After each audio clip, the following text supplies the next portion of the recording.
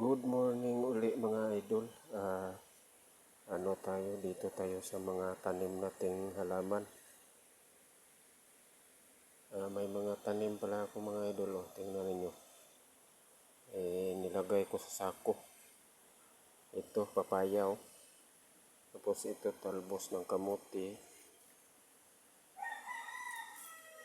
Ito naman alugbati. Alugbati na pula. Yan. Ito kamatis mga idol. Yan. Dito naman sa gilid mga gabi. Yun. Kasi laging may tubig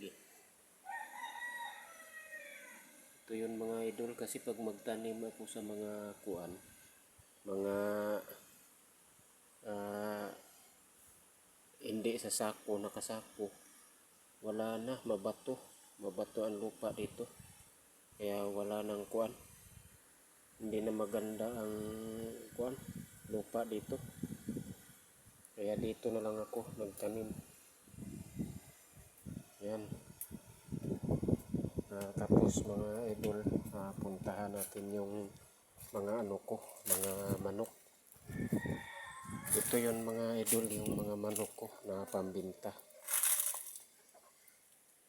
Ito. May mga prutas din ako dito mga idol. Mga tinanim. Rambutan. Ito pala mga idol. Ito yung mga manok ko. Mga idol. Ito mga idol, binibinta ko. 3 pirasong inahin. 1,000 mga idol. Sa mga gustong bumili pala ng mga inahin. 3 piraso na inahin.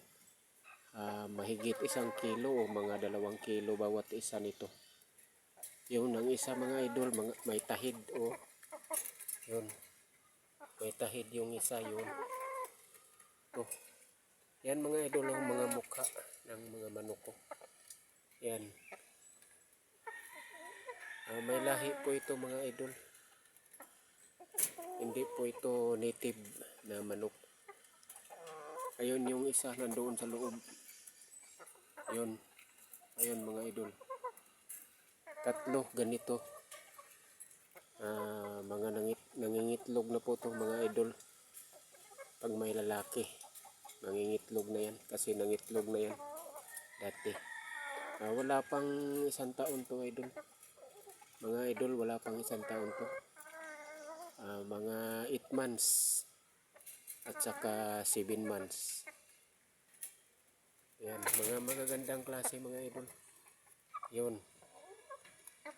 Yan, may tahid yan idol. Ito, may tahid yan. Ayan mga idol, tingnan ninyo.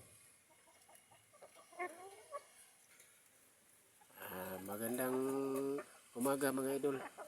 Hanggang dito na lang muna yung vlog ko. Thank you. God bless sa atin lahat. Bye bye.